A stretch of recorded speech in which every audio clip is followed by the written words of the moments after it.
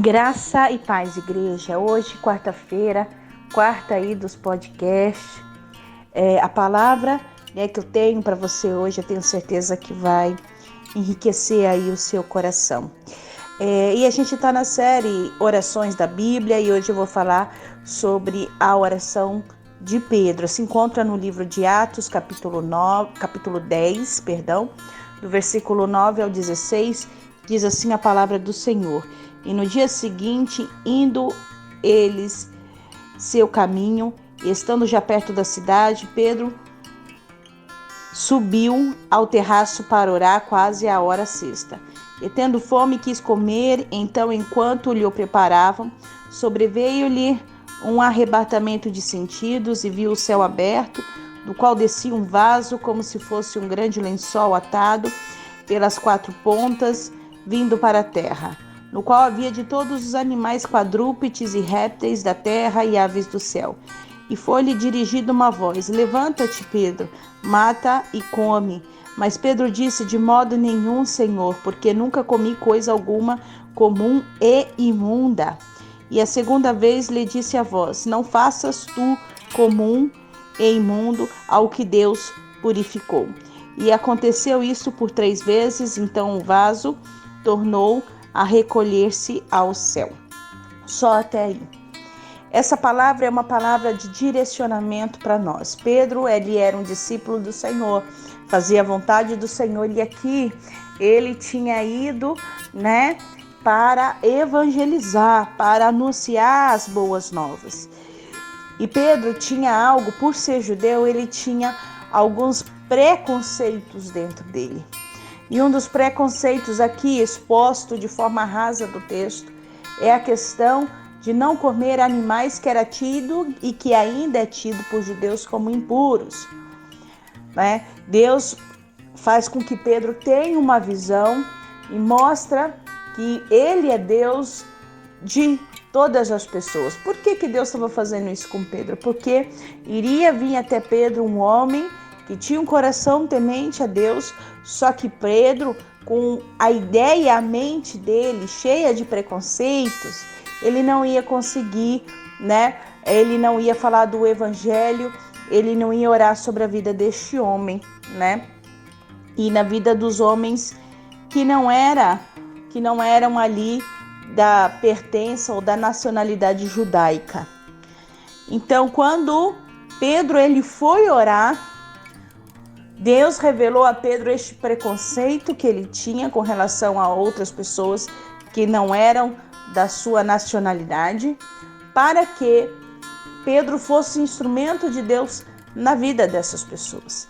E quando eu e você nós oramos, muitos preconceitos que há em nós são quebrados. Talvez a falta de oração na sua vida, na nossa vida como igreja, na minha vida, quanto mais nós orarmos, menos preconceitos a gente vai ter. Quanto mais nós orarmos, mais os preconceitos vão sendo quebrados dentro de nós. Então, a oração é uma ferramenta para quebrar preconceitos, para quebrar barreiras.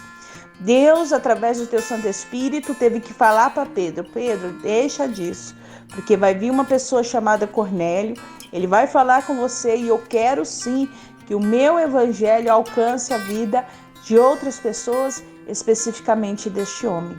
Talvez Deus precisa quebrar o preconceito na minha e na sua vida para que o evangelho chegue a pessoas que hoje a gente não imagina estando na casa de Deus. Mas a casa de Deus não é só minha, não é só sua. A casa do Senhor é para todas as pessoas, independentemente do seu modo de agir, do seu modo de pensar, do seu modo de viver, independentemente de nacionalidade, de cor, de gênero, de raça. A casa de Deus é para todos os filhos e filhas do Senhor.